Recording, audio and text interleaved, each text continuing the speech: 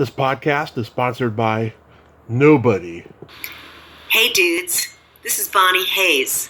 I sang Girls Like Me on the original Valley Girl soundtrack.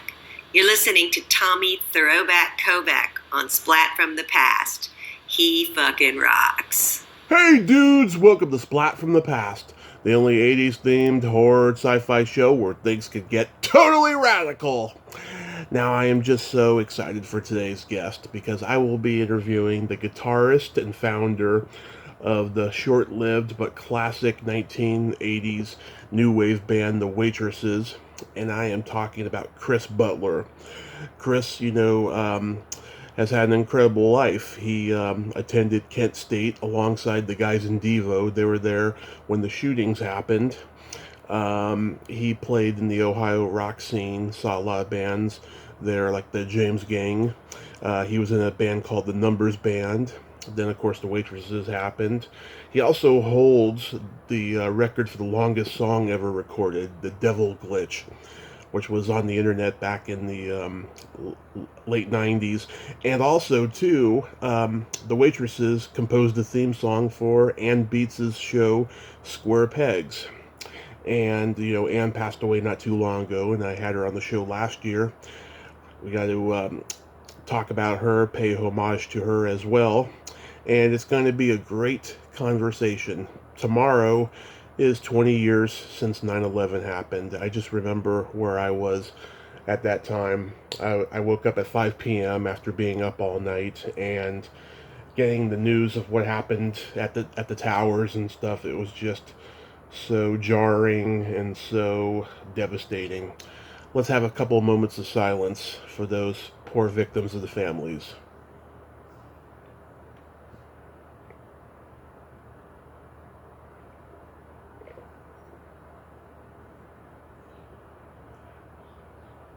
Rest in peace, 9/11 victims. So yeah, here is my interview with Chris Butler.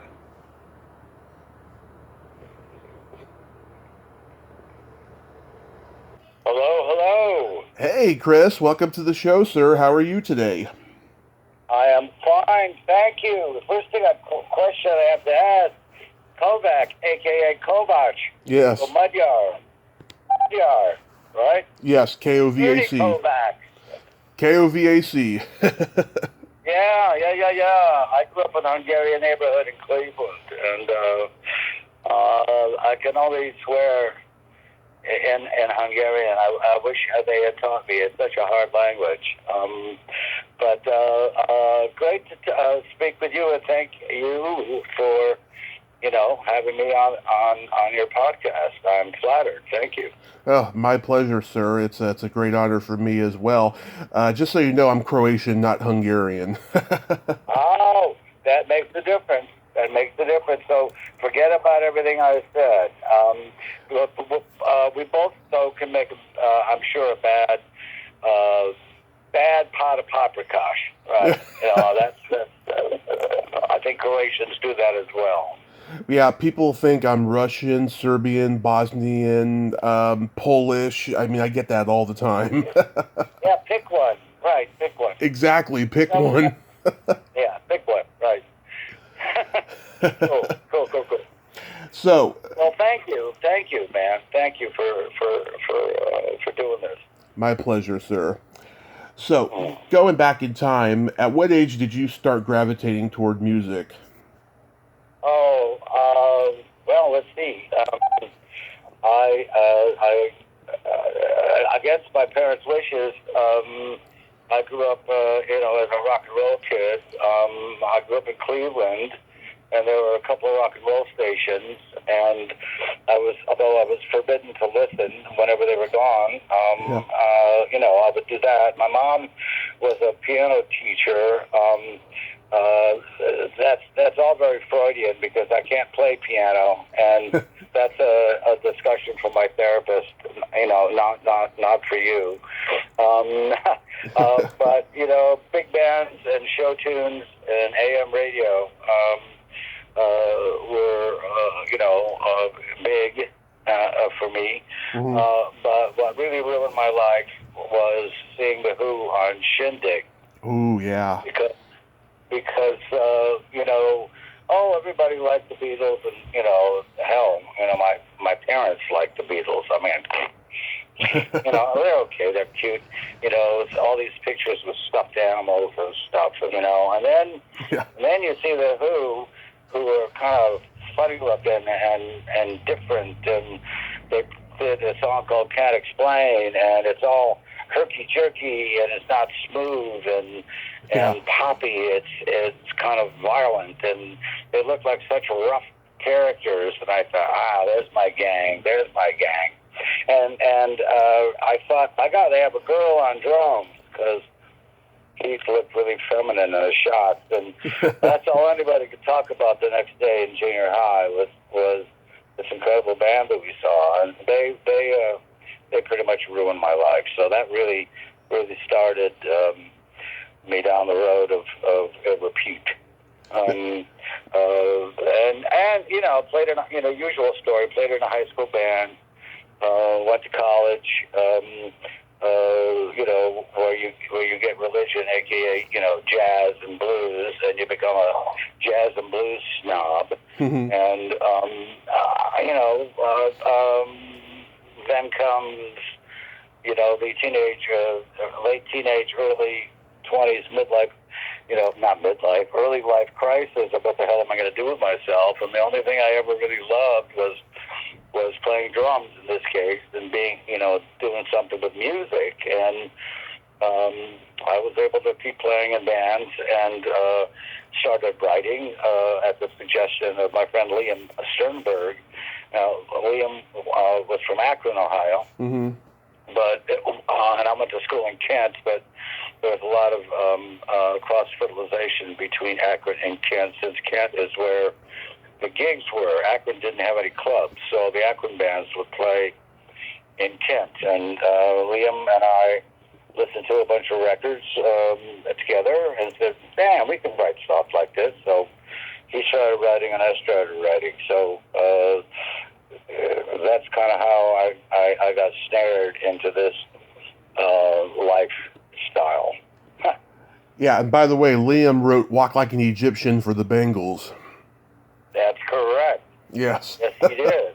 And the theme for 21 Jump Street. And he did. He grabbed a bunch of Akron people and tried to make bands with them. There are really, really good musicians here. And Akron being this post-industrial Rust Belt town, you wouldn't think that it would have an amazing subculture of creativity, but it did. And also, Kent was where a lot of Akron kids went to school, because it was a lower middle class, working class college, and that's where my next door roommates were the guys in Devo, and my friend Terry Hind, who was one of my educators of turning me into a jazz snob, with his little sisters, Chrissy Hind, and she would come up from Akron Firestone High School and go to the clubs and pass out on Terry's floor, and it was he was on the other side of me, so we had Devo on one side and Chrissy Hind and constant stream of bebop jazz on the other. So just great musicians in Northeastern Ohio and all that. And we all got the DIY bug because somebody went out and took their advanced inheritance and bought an 8-track tape recorder and set up a studio in the basement. And in Cleveland, there were all these experimental bands, and 1 or 2 clubs would have them, like Perubu and Eels and Cyrene Money Band and Rocket from the Tombs. And we had a real, great roaring scene. And in Kent, you had residencies for a lot of the bands, and the number one band was called 156075, which, aka the Numbers Band, and Terry Hind was in the Numbers Band. In fact, he co-started it with a guy named Bob Kidney, and that was like the number one gig, and I eventually was able to play bass with them for 3-4 years. I was able to earn a living with the occasional dip into food stamps. As a musician playing original Bob Kidney's original music, and Right. that's unheard of because we all had 4 or 5 day residencies at these clubs. It wasn't like 3 bands on the bill with an opener and all this. No, there was a strip with like 8 or 9 bars, Water Street in Kent, and each one had some form of original music. And the Dumbest Band, had a residency at a club, and you played 3 1-hour sets night, Wednesday, Thursday, Friday, and sometimes Sunday. Sometimes you do a lunch, a brunch, a rock brunch or whatever. So there was plenty of music going around, and you could earn a very modest living, but a living nonetheless, doing what you love. So, that certainly is super, super important. The whole Kent environment was just rich with literature and film and art, and incredible place to go to college. Right. And when you guys were there, those unfortunate shootings happened. Were you like right there, like right in the middle of it? Yeah. In fact, the fellow I was with was Jeff Miller. Jeff Miller was a friend of mine, and Jeff Miller, is one of the murder victims, because it was murder. There was a wonderful book that came out last year. It's a quote-unquote graphic novel, but it's obviously not a novel. In Cleveland, we have a wonderful, I guess you would mind being referred to as a cartoonist, John Durf, nom de plume being Durf. He did a book called Kent State, and it's an incredible book, and I'm unfortunately, or fortunately, a character in it, because it's Jeff and I were buds. In fact, I had lent him my drum set because I couldn't play where I was living, and so whenever there's a mention of Jeff in an article, it mentions that he played drums. Well, those were my drums. Right. And that was, as Jerry Casale from Devo said, that was the most Devo day of all time, and that sent all of us, certainly the Devo people, me, Chrissy, off into a journey where you had to find an alternative of earning a living and a way to be, because it was really, really hard to find a career in a culture that tried to kill you. Yeah. So it was both dark, obviously, and stimulating. So I think it's no surprise that people who were there, who were creatives, and not just in music, but other arts, became very, very focused and very, very driven to establish themselves and be heard, to matter. Because after that incident, it was clear that to the forces that be, you do not matter. So, so many folks, really worked hard to establish themselves in an alternative job, I guess it were. Right. Self-invention, lots of self-invention. It was very hard to follow any kind of normal career path after that. Yeah, I can imagine. When you were in the Ohio rock scene, did you see guys like the James Gang and the Raspberries? Absolutely. I mean, the James Gang was, they had a residency too, right next door to the Numbers Band. Yeah, you $1 at the door, $2 for a warm Budweiser, and again, you could see them for 3 sets. Yeah. And the idea was that you would bounce around from club to club, because they'd stagger their breaks, right? Mm-hmm. So you could go see, James Gang, and then the Raspberries never played there. They were too big time, and they were more Cleveland. But but you could go, you bounce around from club to club in between breaks, and again, the super vibrant scene. Every once in a while, the Akron bands and Kent bands would open for someone in Cleveland or vice versa, because there were more clubs. Nothing in Akron until the Rubber City Rebels, kind of took over this dump of a bar and turned it into a kind of punk art club called the Crypt. And that's where Devo had a residency, and they developed a lot of their alternative culture and graphics and stage presentation at their residency.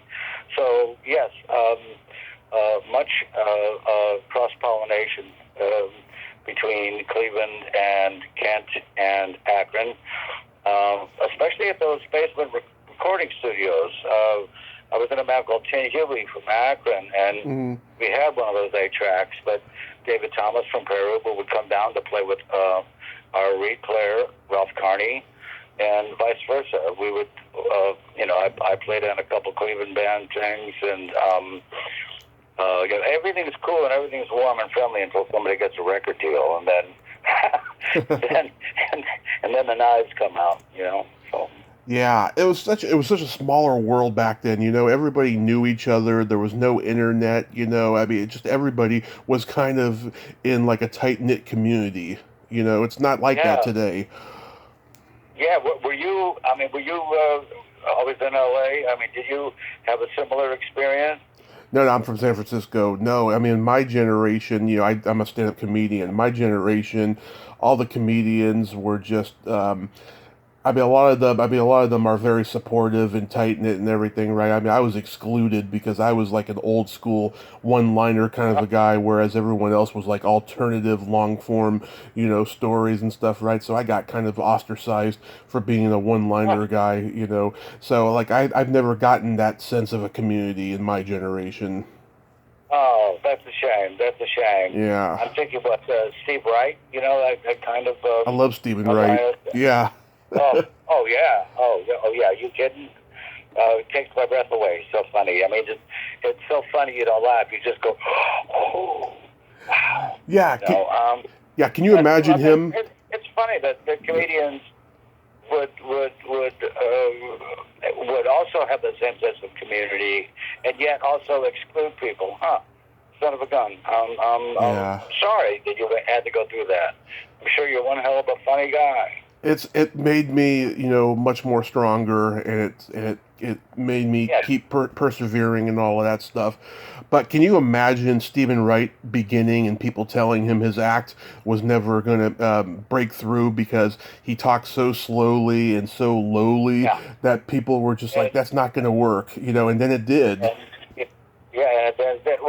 he's not...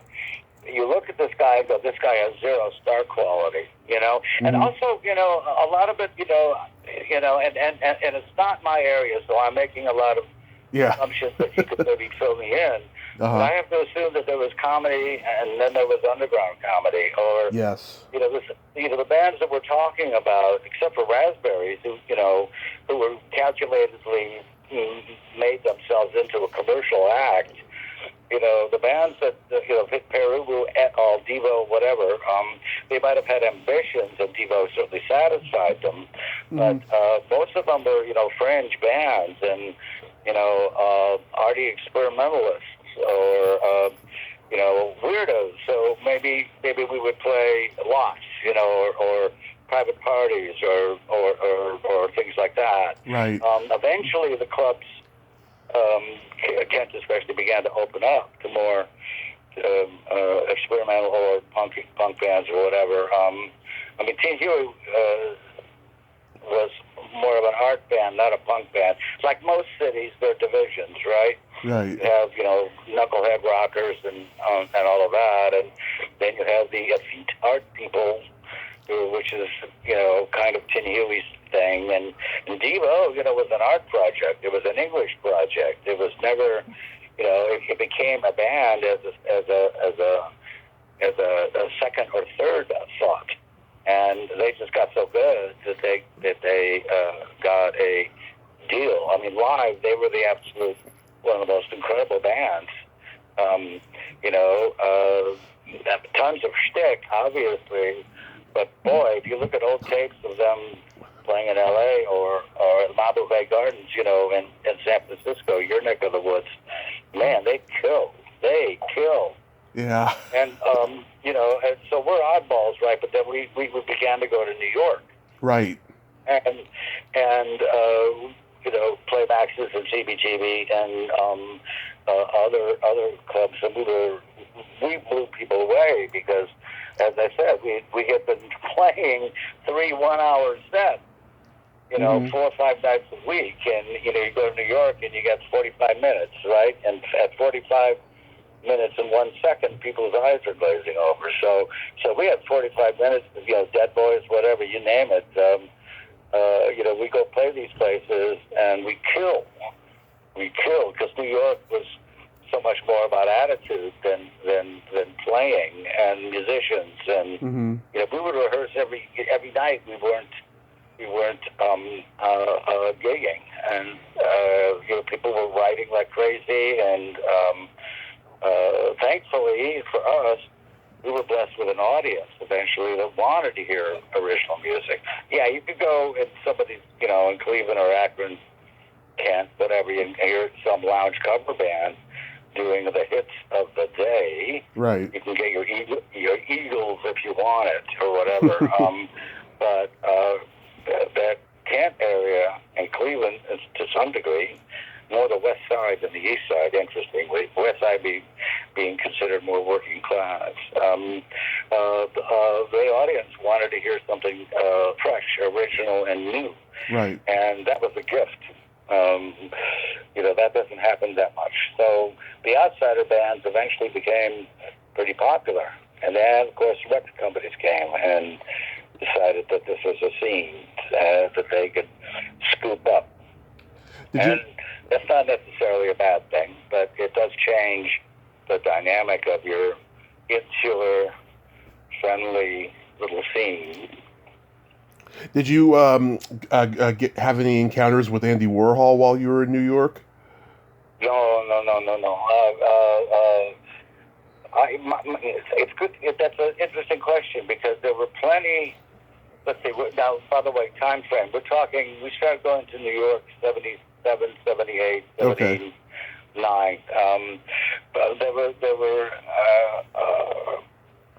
There were encounters with a lot of known, interesting folks because in New York they're just on the street. You could bump into John Cale or Tim Huey was fortunate, and I mean fortunate, to be the opener for television's last shows at the Bottom Line. So we got to see them 6 times, 2 sets, because they flipped the house for 3 days, and they are at their peak because 1, they were, and 2, they were going to break up. These were their last shows, so they didn't give a damn, and they took it as out and as crazy as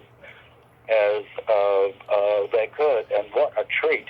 And you get to be friends with those people backstage. So some of my oldest pals, are associated with that scene and in television. So you could bump into somebody on the street and say hi, and maybe get a cup of coffee. It wasn't such a. It was a lot looser, and it was very New York. Yeah. Someone's out of their apartment, buying a banana and a cup of coffee and a bagel at the deli in the store, and you just strike up a conversation. So it was truly a magic time at that time. Yeah. I also was very much in love with the loft jazz scene, which was a really wonderful scene of these are jazz experimentalists, and not to name drop, like Sam Rivers and Dewey Redman, and these people, instead of going to a club, they would take over someone's loft, and Right. and because it's so York, it's $5 to get in, and $5 for a warm Budweiser. But you see magical people playing for not much dough in these amazing loft environments, and there were also other lofts that were featuring this new art form called performance art. And again, $5 and a $5 warm Budweiser gets you, Laurie Anderson, or okay, I'm having a senior moment here. Anyway, here's Laurie Anderson, playing with her, 2 to 20 people. So very, very cool, very wonderful time. Yeah, I'm sure. Wonderful time. I'm sure you saw like Blondie and Willie Nile and the Voidoids and all of those guys. Yeah. And very approachable. I mean, very approachable. Is that the right word? I mean, Yeah. kind of like-minded. But these were some of our heroes. So there's a little bit of a, Richard Hell and all this. Maybe there was a little bit of I'm cooler than you attitude, but that lasted about 10 minutes, and then you could actually talk. You buy somebody a beer, then they're your pal for life. It's an easy entree, isn't it? It's an easy entree. Yeah. So you go from the Numbers Band to Tin Huey, and were you guys having trouble trying to get record labels? Well, once again, it was all DIY, and we were kind of hopeless about that.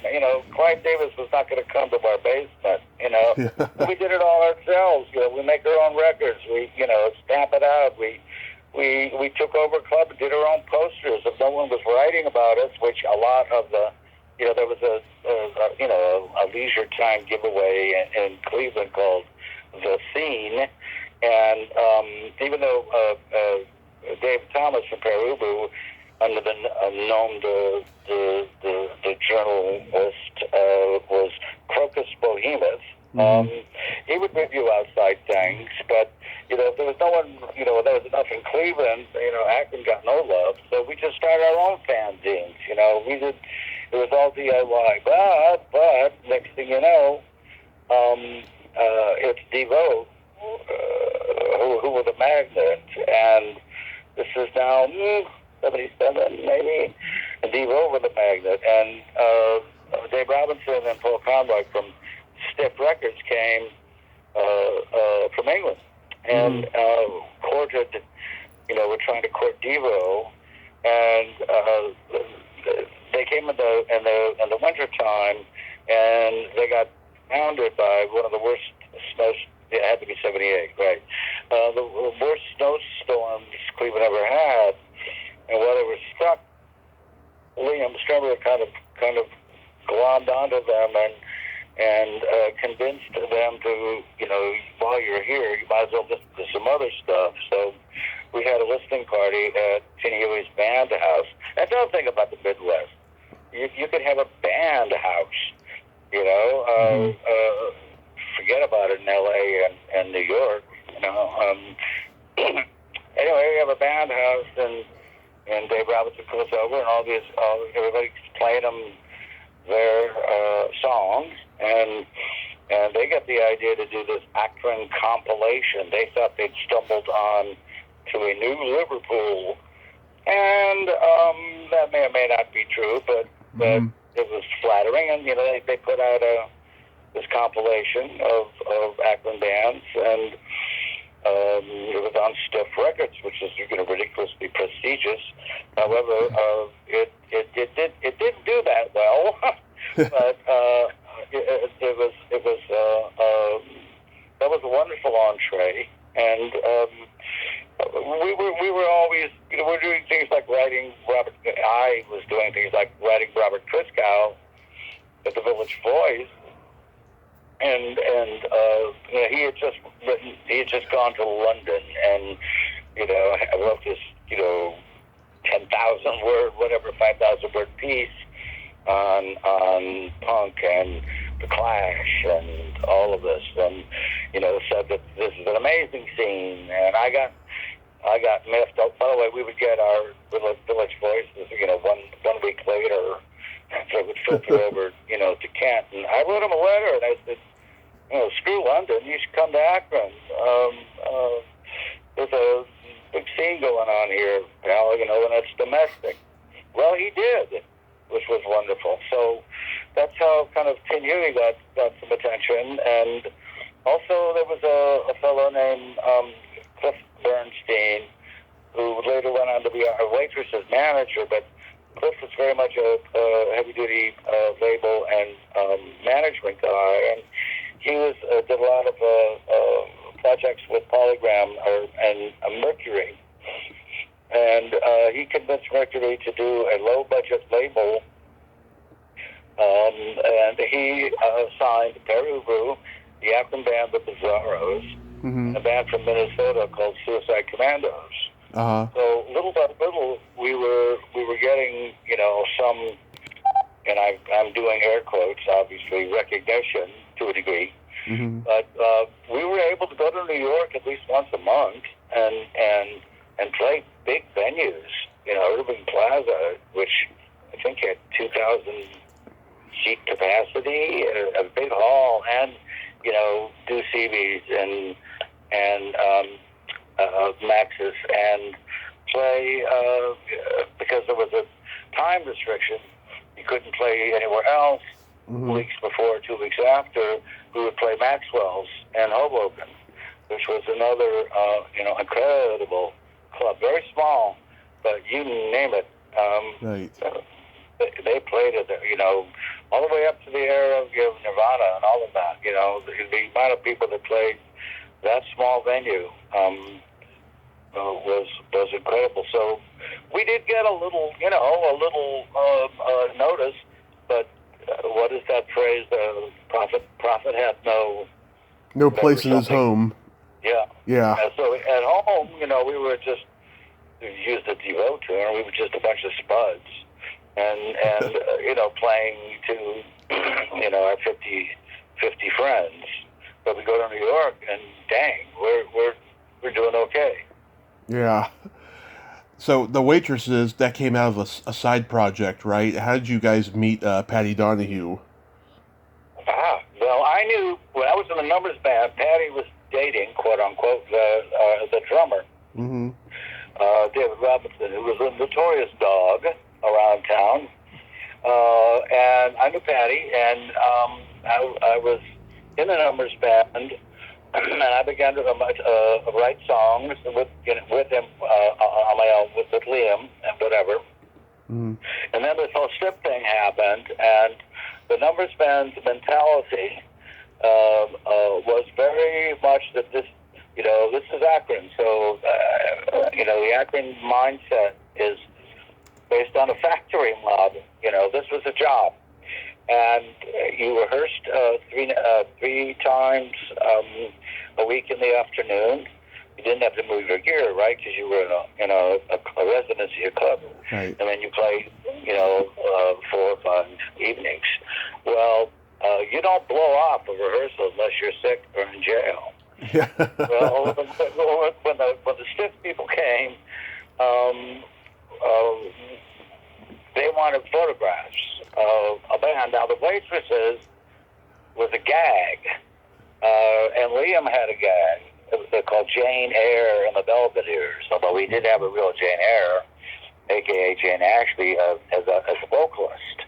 Liam really liked female vocalists, because he had written a bunch of songs, and but we were he was playing guitar in an Elvis imitators band, doing weddings and bowling alleys, and these were time-consuming gigs for us, with me for the Numbers and him for his gig, and so we didn't have time for a real side project, but we had to do something with our songs.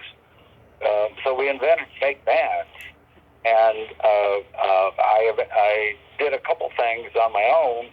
Then I came up with the I Know What Boys Like song, and I needed a female vocalist, and so I went to Kent, and I was in Kent, actually, and I went to our local watering hole called Walter's Cafe, and at lunch hour, and stood on a chair and tapped on a beer and said, "Can I have your attention? I have this song. I need a female singer."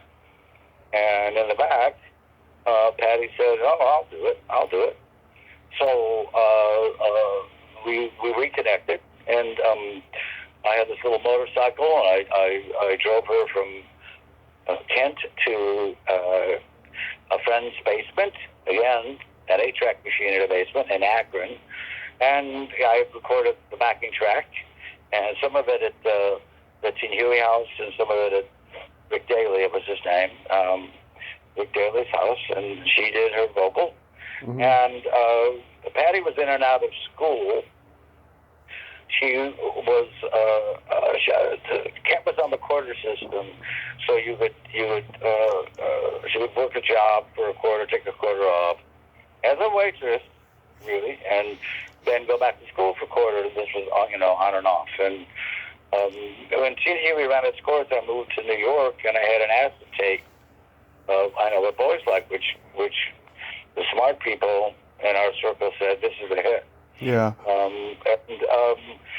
I was able to get the song through a DJ named Mark Kamens played it, and then took it to Island and Tilly's records. The next day, they called me and said, "Come on up, we want to talk. We want to release your single, but we need a B-side." Remember, this is it was still 45 records, so you need 2 songs. Mm. And they asked me, "Where's your band?" I said, "Back in Ohio." Mm-hmm. And I said, because there was no real band. It was myself or other Akron musicians kind of filling in the parts. Well, I called Patty and said, "Hey, what are you doing?" "Not much." "Okay, can I send you a bus ticket? You want to come to New York? And I got this other song to record." And she said, "Sure." And she liked it and stayed.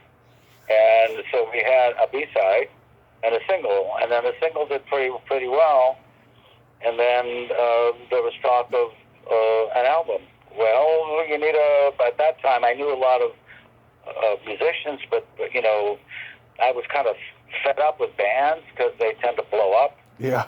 And then I said, I'm not sure I want to do this, but you're here. You want to take a crack at putting a real band together and making an album? And she said, sure. And I was able to rope in friends from other bands that I had met.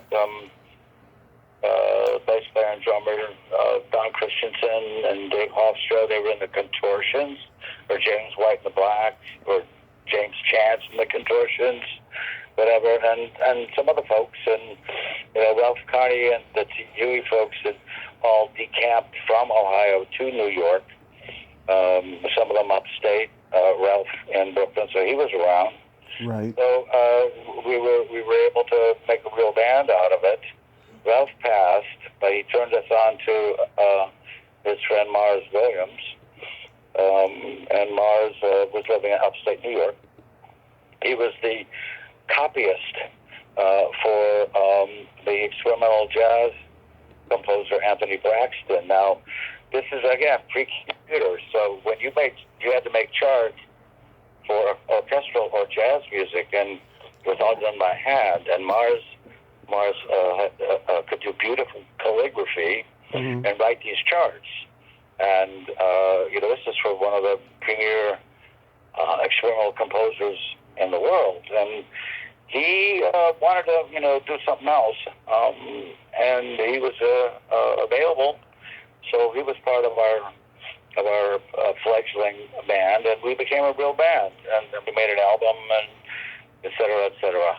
So yeah, it became real. Yeah, I think she really pioneered the disaffected female youth generation that paved the way for a lot of the female alternative rock singers in the '90s.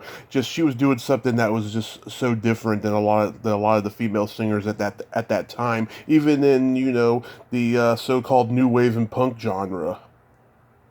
Tommy, I think you are 100% correct. Her delivery, the deadpan thing, the one-liners, Yeah, the general attitude. Obviously, she was not a belter or a singer, but she right. was a very good actress, and she could carry a tune when she had to. But her shtick was, smoking a cigarette and rolling her eyes at the world. Right. And that's what I wrote in the songs, was that kind of character. I love that character. I love, it's kind of based on the 1930s screwball comedies.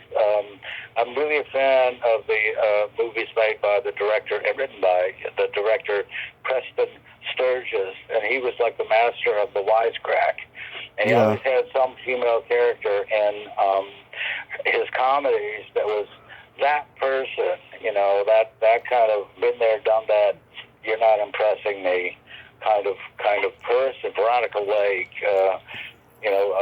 also like Myrna Loy in the Thin Man series. They're very wry, very sophisticated, and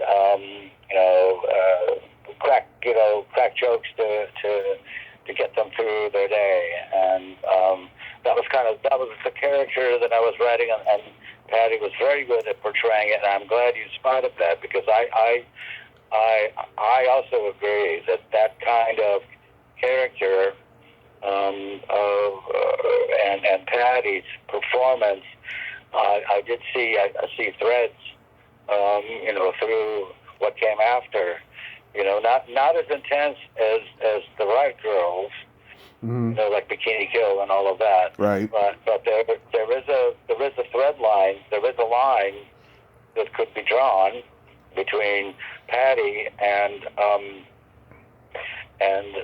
these other women's persona, because at the time, excuse me, late '70s, early '80s, you basically had one or two, archetype female singers. You had the kind of wispy, folky, or you had a tough hard rock chick, Right. and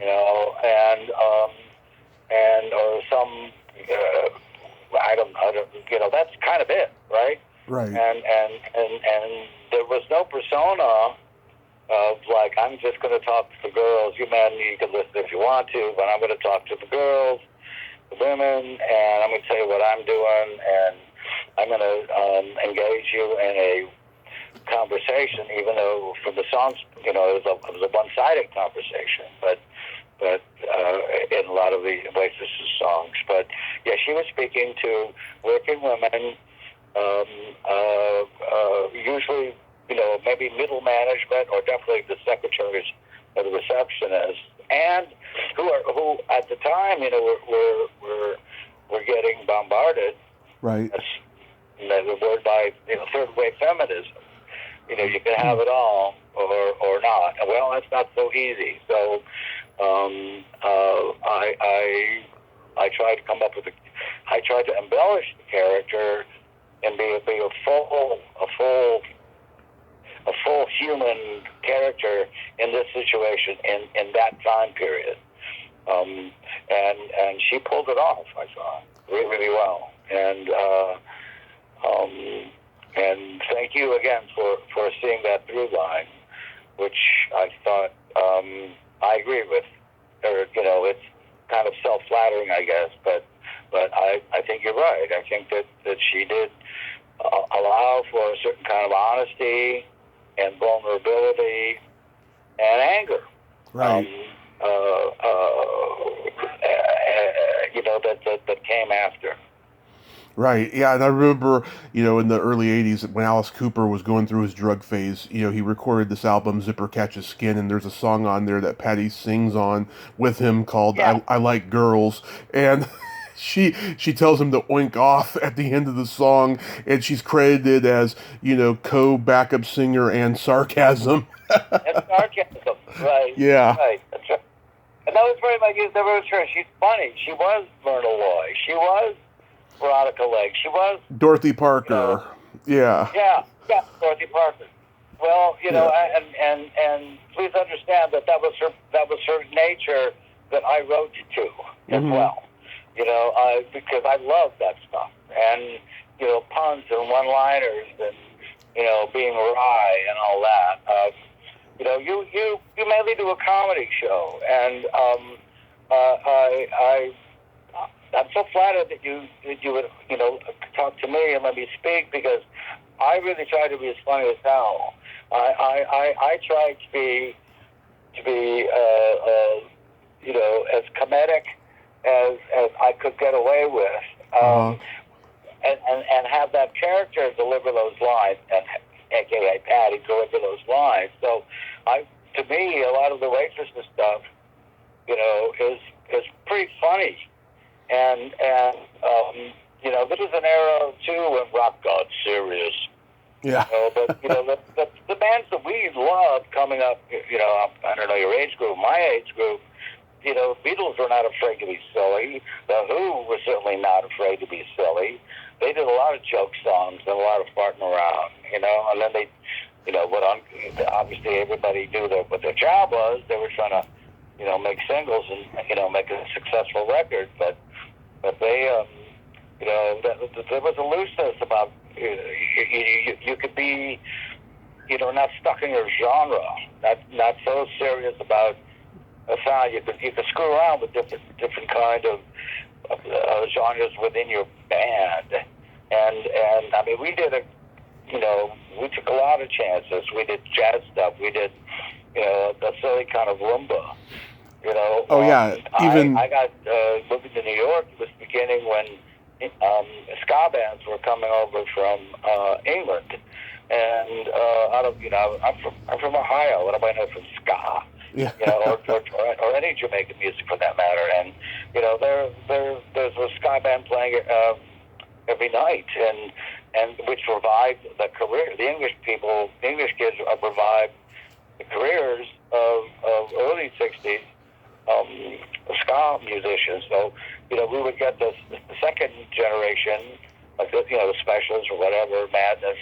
But we'd also get Max Romeo and the Scavalites, and they would come up from Jamaica. It was great, and we could absorb all that, and hip hop was starting in the Bronx, and that was certainly having an influence. Latin music, New York again, just wow. All of that stuff, we're exposed. We as writers, and were exposed to on a daily basis, and there were Latin radio stations that were just fabulous, all kinds of stuff, and you could integrate all of that into your band sound, without and humor, right. Without kind of blowing your image or whatever that is. Right. And, that you were stuck in a genre. Mm-hmm. You didn't have to be stuck in a genre. That first album, Was It Tomorrow Wonderful? I think it's a masterpiece of early 80s new wave. I really do. And of course. And I was curious I know What Boys Like was such a subversive song that wasn't like anything else, at the time. I mean, was MTV reluctant to play the video because of the song? Were radio people reluctant to play it? Well, that's very interesting, because we were one of the first people to make a video, and it was one of the first videos to be on this new television cable station called MTV, and they didn't have a whole lot of products, so our timing was good. It got into regular rotation because there weren't too many other choices. Radio, mainstream radio, mainstream radio at the time, it doesn't matter who you were, Elvis Costello, whatever. It was not played on those big formatted FM stations. It was, thank God for all of us, college radio. Because college radio would play these things, and colleges had clubs, and we basically followed what Talking Heads had pioneered. They pioneered a circuit, Right. Of college venues, and if we were on the air at any college, we would route. That's where we would go. If college radio, I mean, our record company obviously wanted to put us on whatever the alternative mainstream rock station was in town. Mm-hmm. But Polygram was actually pretty great in terms of being a record label. R.A. Nagai was a real good cat. A lot of people have terrible stories about their label experiences. We were pretty lucky, but we also worked our ass off, and really wanted to be successful, aka sell records. So we didn't have a punky kind of fuck you attitude. We were cooperative. We liked our job. We wanted to keep our job, and me as a writer wanted to keep my job. So we would try to get on whatever the main, in any town, we would try to get on and American Bandstand. Yeah, whatever. And we would do the end stores. We would do all, the local television and arts. This is what you could do this weekend, folks. TV shows and all that. So I mean, we tried. We did our best. But yeah, this is even though the Waitresses were more mainstream, maybe, but mainstream in reality. Even though I love things like XTC, and I love Captain Beefheart, and I love Ornette Coleman, and I love Zappa. As much outside stuff as I could, and all of Roxy Music and really interesting English bands, Soft Machine, and that whole Canterbury side of experimentation and European avant-garde stuff and all of that. Even though I was trying to kind of incorporate that into my songs. We were pretty mainstream, but maybe not not mainstream enough. Apparently. Yeah. Well, we did okay. And then of course all bands, they all blow up, and that was that. So, but we did our best with what we got, and tried to keep our jobs. Yeah, I think Patty sings her best ever on Christmas Wrapping. She's just so full of, pathos in that song with her delivery. Oh, thank you again. That is just I am, and this is not showbiz, fake humility. I am grateful and shocked that this thing that was kind of not treated as a throwaway, because we were pros. We worked at it, did a great recording of it, and it was all very professionally done. But the fact that it stuck to the culture is I still can't believe it. I can't believe it. And you're absolutely right. She takes this wordy short story and gives it a personality. And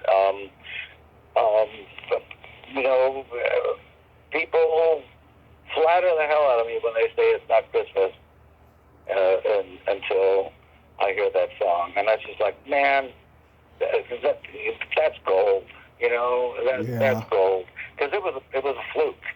It was a fluke. It was done for our record company, the Z Records. Mm-hmm. Michael Zilka, the Z, had got this, goofball idea to do a Christmas album with his roster, which included people like Lydia Lunch, and Alan Vega from Suicide. These are not warm, fuzzy people. Yeah. These are, and he wants to do a Christmas album. Okay, so we did it in September. Actually, 2 days ago, I think was the 40th anniversary of our recording it. We had 3 days, in Electric Lady on 8th Street, Jimi Hendrix's studio, Electric Ladyland. Nice. And we fulfilled the request for the from the label boss, and did not think that much about it until November, when it began to get airplay, which was a gift, and it continues to be a gift. And well, who knew? How does Square Pegs come into the picture for you? Oh boy, I'll send you a URL of. I did a radio play story of how of how the Waitresses got to record the theme song and be on the pilot. It was. Oh boy, it's a Hollywood story. We were at the end of an exhausting tour and couldn't wait to get home. Mm-hmm. And we got a call from the writer-director Ann Beat. Yes. Who was at Judy Belushi's house. This is after John had passed. And they were listening to our album. And they said, we want you to do a theme song, but you got to come now. You got to come to LA now, and do this. And we literally did this. We were exhausted, man. We just want to go home. I want to wash my underwear. Come on, And they literally flew us out, and it was one screwball thing after another. And that night we had to come up with. I had 3 hours to come up with something, and the band is kind of down by the pool, and I'm sweating away trying to come up with something, and I took a little bit of this and a riff from that, and bang, we're in the studio, and it's a theme, so you need 1 minute and then a 30-second one, so it was kind of quick work, and then the next day, fueling our exhaustion, we got out of the studio about 1 o'clock, and we had a 3 p.m. call for a 6 p.m. actual call, but they were going to pick us up at 3 because the van driver had to make other stops, and we were in downtown LA, pretty much, and the set was all the way almost in Nevada, right. At a school that they use for filming in Norwalk, California. And so working all day, doing all this, jet lagged.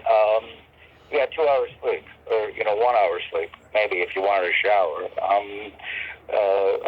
And it's film, and it was my first real experience with. I'd done some PA work in New York film, so I'm kind of familiar with what goes on in a set. Mm-hmm. But usually as a grunt, not as a performer. Right. You get there at 6, and what do? You wait around. We didn't do anything until 4. And there's a twist to the story that I'm not going to let on unless if you'd be so kind, I'll shoot you the URL for my audio story of how we did this, and okay. If and when you post this episode of your podcast, if you could include it, because one should not speak ill of the dead, should they? But Ms. Beats was a piece of work, and I know how hard it was for her, because she was breaking down barriers, and she got very little love from what we could see. CBS, the network that was doing the show. We did our best, and I think the second week was Devo, right? Yes. And so that was cool. That was fun, and there is a tale that hangs. Thereby hangs a tale that is hanging from it. But it turned out to be a real typical Hollywood story. Yeah, I interviewed Anne last year, and before she died, yeah. Yeah, my impression of her was that she was this sweet lady who didn't suffer fools, and No. and from what I remember, she was late that day. I wasn't late this time. She was late, and we talked 52 minutes. Whoever was in the house with her that day, her daughter or somebody, lured her away, and we didn't get to finish the interview. And she said she was going to come back, and it never happened, unfortunately. So that will always be an incomplete interview for me. But what I had, though, was great. We talked about National Lampoon, Saturday Night Live. She told me how she came up with the idea of Square Pegs, and then that's when we got interrupted. But it was great because she opened up to me about, her relationship with Michael O'Donoghue and Gilda Radner. Yeah. I mean, it was wonderful. And we had some laughs, too. We talked about our favorite sketches on Saturday Night Live. I mean, it was great. So, but... Yeah. Hey, well, she wrote for Gilda and Bill Murray, right? I think those were her voices. Bill Murray was on, I think he was on an episode of Square Pegs in a cameo once. Right. Yeah. Yeah, I think she called in a lot of favors for that show, and I know how hard it was, and there are all kinds of other background stories. Yeah. That with that TV show, none I guess we need to get into now, but she was as smart, as wired could be, but I absolutely, have to understand that the pressure she was on was brutal, and there was some certain, shall we say, chemical, additional infusion of certain illegal chemicals that gave them all a hyper edge as well. But that's show business, at least that was show business at the time. Right. And we were lucky to do it, again, reluctantly, but we did it. And because we pros do that stuff. You answer the call. Tell me about... And bless her heart, rest in peace. Rest in peace, Anne. Tell me about working with Hugh Padam on Bruisology, because that guy was huge at the time. He was producing The Police and Phil Collins and Genesis. I mean, that must have been great to have like a producer that was hot at the time. Well, it was, and aka Gentleman Hugh. I fell in love with his production and Steve Lillywhite's production through XTC. Mm-hmm. And we were fortunate enough to have a limited time slot where he would be free 6 weeks before he had to go do another Police record. And we had our troubles. It was a fraught album. His time slot came earlier than I would have liked. I didn't have enough songs. I was writing as we were recording. Patty, with it. Here we go, slandering the dead again.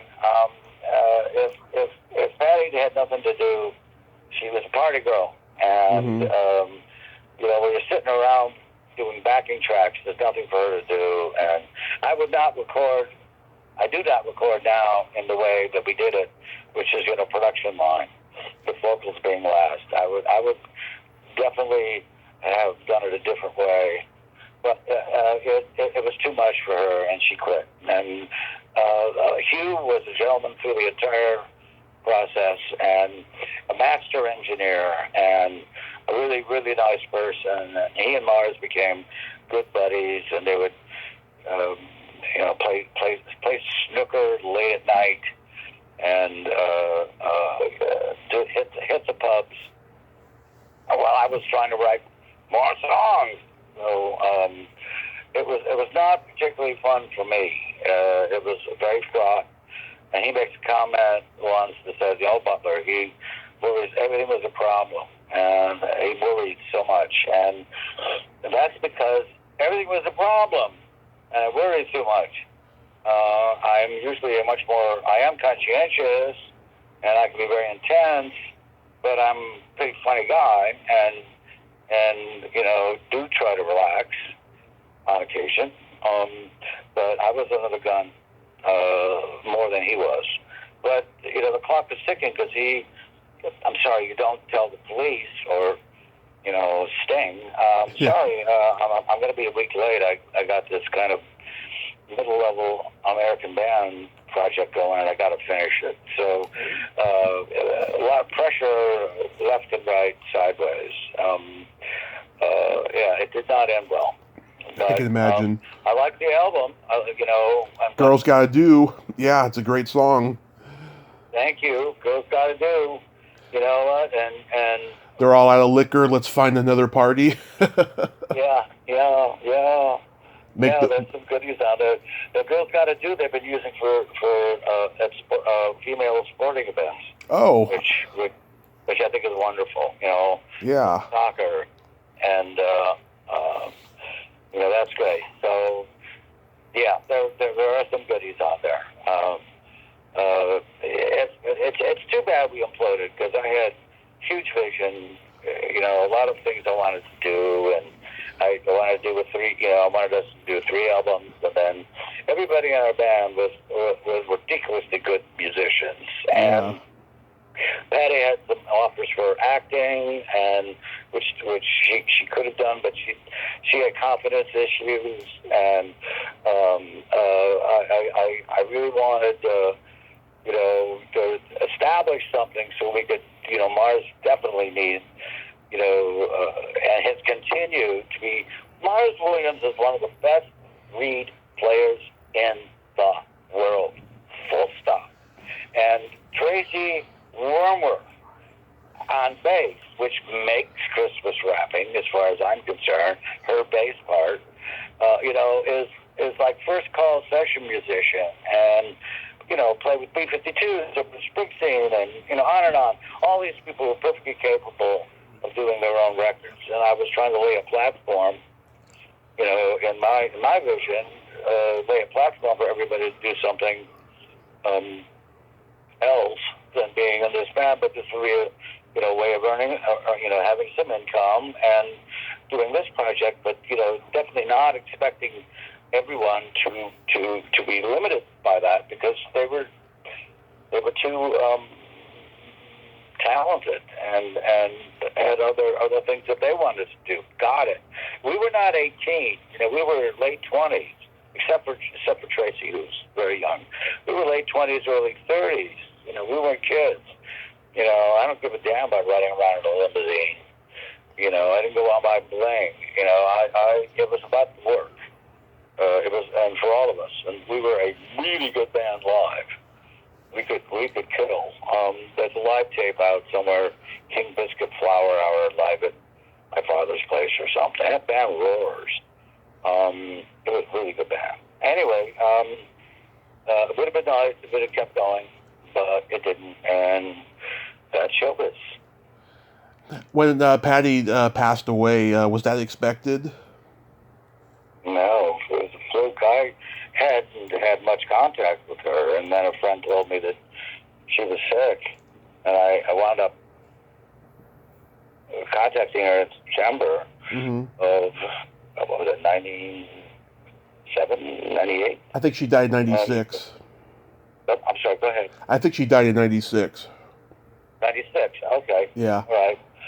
Yeah, December, right. Okay, so it would be September 96, and, called and said I'm concerned and patched it up, and she said, I'm doing okay, and, I'm getting good treatment. She was at Memorial Sloan Kettering Cancer Center, and I said, well, let's look at let's do a reunion thing for charity come December. My kind of pitiful, I guess, attempt at giving her something to shoot for, live for, and all is forgiven, even though it wasn't. But, in this case, you gotta let a better angel, take over and be sympathetic and compassionate and empathetic and all that. And, but yeah, she didn't make it. So, yeah, bad news. Yeah, she was a chain smoker and, died at 39. So. That's sad. That's really sad. Yes, yeah, really sad. So I was reading that you have an entry in the Guinness Book of World Records for the longest song ever recorded. At the time, yes. You mean no one's broken that record? I'm sorry. No. Well, it's hard to tell because Guinness retired the category. Here's the thing. The one that I finished and released was 64 minutes. I'm sorry, that's not right. 68 minutes long. And it's important to make a distinction here because in the United States, the definition of a song is a lyric and a melody. Anything else is arrangement, all right? So this, quote, song at the time has 550 plus verses or choruses. It has a basically 3-note melody, but hey, it's still a melody.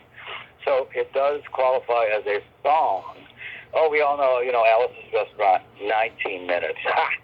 Nothing. Flaming Lips, it's something, 24 hours? Well, it's mostly instrumental. It's not a song. It's a bunch of jamming, BFD. That is not the definition of a song. Maybe someone's done more if they want to. But yeah, I'm looking at actually in my workroom right now. I got my official letter from Guinness on the wall, and here's the thing about this thing. So it's 68 minutes on a CD, but I also wanted to include the actual original short version of the song, which is roughly 4 minutes. Well, at the time, you cannot get anything more than 74 minutes on a CD. So I had to actually cut people out to get it down to 68 minutes. And they were pissed. And I don't blame them, because they had done work on... the way this worked was I recorded with an acoustic guitar, a click track, all the 550 plus verses, and then broke up chunks of the song and mailed it to people and said, you do the backing track, you do anything you want, tune vacuum cleaners, I don't care. Change the melody, whatever you want to do, but I'm going to keep my voice going. You can use the acoustic guitar or not. Most people did not. They either used their own band or they invented something or they played one person used an arc welder. It crackled in the background, but I thought that's hysterical. That's it, Anyway, we got all these pieces back and glued it together. Those would fit on the CD, but people got cut out. So then along comes the internet, and hey, there's no time limit on the internet. Yeah. So the wonderful engineer who did this project, Scott Anthony, glued in the other people who were cut, and we put it online. And then we said, hey, this is too short. It's still too short. And it's over 5 hours, 45 minutes now, because I got all kinds of other people over the years to send me chunks, and we edited in. And even at 5 hours and a half, it's now the infinite glitch, because it's infiniteglitch.net. Infinite glitch being all one word. If anybody wants to hear it, good luck. Or contribute. That's the main thing. There are all kinds of, on the website, there are ways of for you to contribute. There's things that can download, an acoustic track with a click track, in one channel and click track on the other. You can use that or submit anything. It's just got to have lyrics and a melody. That's it. And we will gladly glue it back in. It's an ongoing project. Because the 5.5 hours is still too short. It's too short. I want this thing to run for days. So I'm using this forum here, thank you, Tommy, to request submissions. If anybody hears this and wants to do it, contact me or go to the infiniteglitch.net site and make something and send it to me, and we'll glue it in. It's too short, folks. I want to include the entire sum of human knowledge. Yeah. Yeah. Because the hook line is sometimes you can fix something by, and then ... You fill it in with your own experience, your own jokes, whatever. And so, eventually it should, it should include the sum total of human knowledge. That's my goal. Yeah, I know there's a John Cage thing that's supposed to run for 800 years. And I think I read last year that they actually played the third note. Hooray. It's not a song. It's a musical composition. You can take all the dark stars in the world, with the Grateful Dead, and glue them together. It's not a song unless someone's singing. Right. So leading up to COVID, were you still in bands and going on the road? No.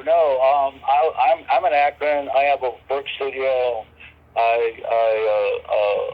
COVID, nothing. Dead. Yeah. In fact, I started something called the Akron Music Awards, and we had one wonderful turnout, 200, 300 people, and gave the awards was, we would babysit, in this case, 3 bands for a year, and if they need money or contacts or help with legal stuff or whatever, we would do that. Well, that was, in March of 2020, right? And then, boom, I was worried about people, this was like the last big event that a lot of people attended. And I thought, Christ, I'm going to be, not Typhoid Mary, but COVID Chris. And everybody's going to get infected with this stuff because it hadn't really broken yet, right? March. So, yeah, we're all kind of dead, but we have 3 major clubs here, and, if they close, we got no place to play. And so I paid the BMI, ASCAP, and CSAC licensing fees. These are performance rights agencies in America. And if you have a club or a restaurant even that plays music in any way, shape, or form, you need to pay a fee to use the catalogs of these 3 performance rights things, and a sliding fee based on what your venue is and capacity and all of that. But sometimes it can be $100, sometimes it can be a couple thousand. But there are 3 clubs here, 4 clubs actually now, that I paid their fees for 2020, and just to keep the doors open because it's a fixed cost. They can't wiggle out of it. And I have called BMI. I'm a BMI writer and publisher. I called BMI and I called ASCAP. CSAC nobody cares about, but I called them and said, you have got to give these clubs a break on this fee. It's a moratorium on demanding licensing fees for the year when they're dead in the water, or we will not, when they do reopen, they won't reopen. They'll be forced to close. BMI, probably I was not the only, I didn't cause this, but other people I'm sure said the same things. BMI, cut people slack. ASCAP, as far as I know, did not. They still demanded their fees, which I thought was pretty slimy of them. But just to try and keep places open. And I didn't do much of the right and take care, work on my house, and I did what everybody did. I was in lockdown. Minimum, you go out to get some groceries. That's it. Right. That's it. You binged watch that Tiger show, whatever that was. You caught up on all the Twilight Zones that you ever saw, or whatever. Went back and saw The Sopranos again. You binge watched something, or all that big pile of books that you were going to get to. This was it. Yeah. Listen to Waitresses songs. Right. Right. Yeah, all that stuff. So, yeah, it's just like, it's just like anybody else. Because I am just like anybody else.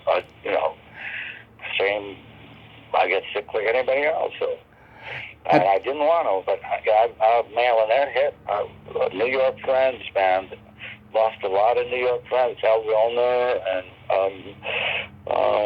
a lot of my New York friends got stupid sick, and it was a nasty time, and it still is, because I'm in Knucklehead, Ohio. There's all this anti-vax shit, and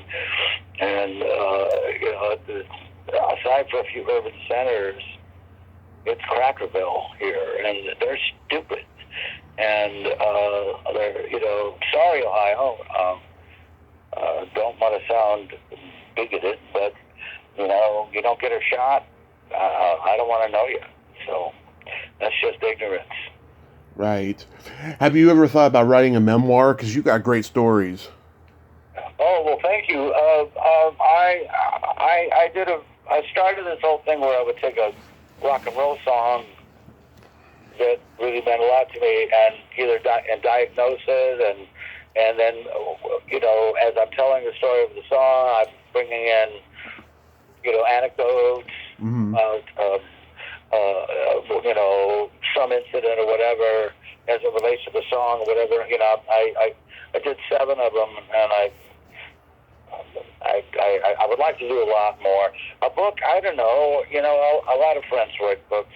Hooray! I'm an audio guy. Yeah. I'm going to do it. I'm going to do it as a radio play. I'm going to do it as you skip the book, but it'll be a book on tape if I do anything. But thank you. Yeah. Thank you. If you think I have great stories, thank you. Yeah. So I'm going to do something before I kick, I guess. That's great. I think you should, Chris. Really. Thank you. Absolutely. So tomorrow is 20 years since 9/11 happened. Were you in New York when that happened? Yeah, I was in the New York area. I was in Hoboken, and I had an old black and white TV as our kitchen TV, and I was married at the time, and we would get out, make coffee, and turn on the WNYC, the NPR affiliate. And, the first thing we heard was there was a fire at one of the World Trade Center towers. And I turned on the TV, and we were watching this. And then there's a second burst of fire. And, oh, my God, there's 2 fires now. And they had the weather person on. And she said, no, run that tape again. Run that tape. Slow it down. And sure enough, you could see the second play coming in. And then, of course, everything went nuts. And Hoboken is right, across the river from Manhattan. So we and most of our friends walked down to the riverside and watched the buildings and, saw them collapse. And there were many of our friends who worked downtown. Hoboken is unique. It has a commuter rail under the Hudson called PATH, PATH train. That goes to Midtown or it goes to World Trade. And a lot of our friends would just,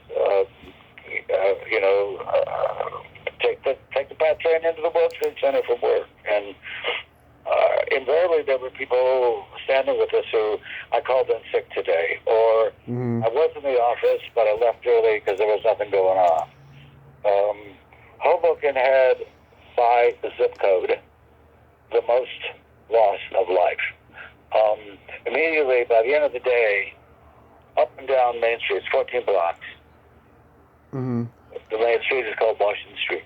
Flyer after flyer after flyer. Have you seen? I am looking for any word on, pictures, portraits, up and down the street. Incredible.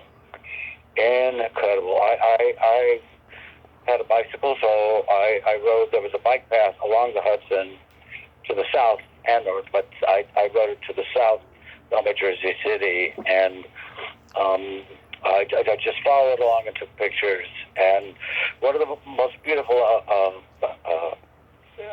buildings at World Trade was called the Winter Garden. It was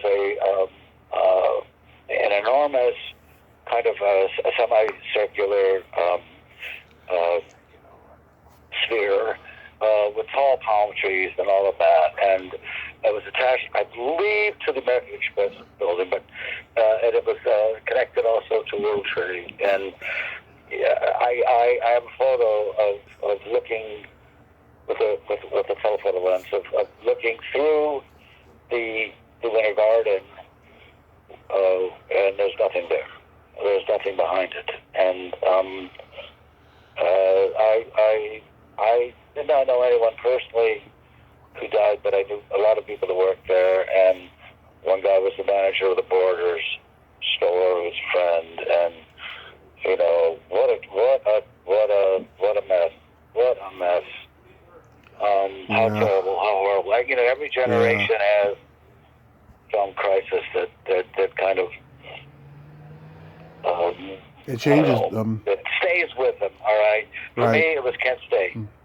For another generation, maybe it's the Iran hostage crisis or whatever. For me, it was this. Yeah. 9/11. Yeah. I was 18 years old. I had been up all night, and I woke up at 5 p.m., and I'll tell you, my family was in disarray about the whole ordeal.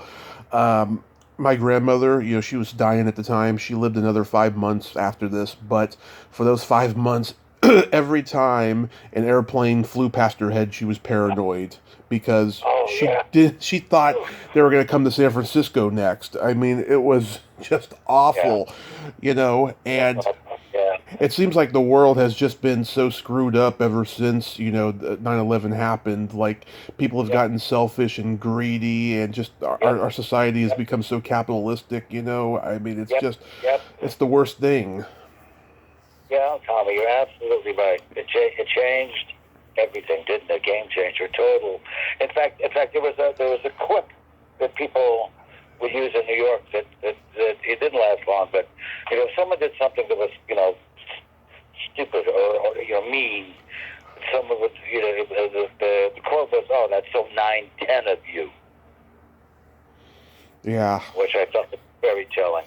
Yeah, it changed the world, didn't it? It sure did. Didn't it? And not for the better. Not for the better, my friend. No. Well, Chris, I want to thank you so much for doing this today. Oh, what a pleasure. Thank you. Callbacks are legal if you got, something else you want clarified, or if the audio, has an issue or whatever. I'm very grateful for you giving me the time, and I hope you made good radio here. Oh, my pleasure, sir. And you have yourself a great day. Please stay safe over there. And absolutely. And write that memoir, please, because I think the world needs to hear it. Oh, thank you. Shawblush. All right, big cool. Thank you, man. My pleasure, sir. Bye-bye. All right, bye-bye. Well, there you have it. Chris Butler. Ain't he a cool dude? Okay, I forgot to mention in the beginning that he was in the band Tin Huey. Shame on me for not doing that. He was in the Numbers band Tin Huey and then the Waitresses. He's a very funny, insightful guy. I liked him a lot. Well, until next time, this is Tommy Throwback Kovac saying There's no shame in living in the past because the present sucks. Later, dudes. Na na na na na na na na na na na na na na na na na na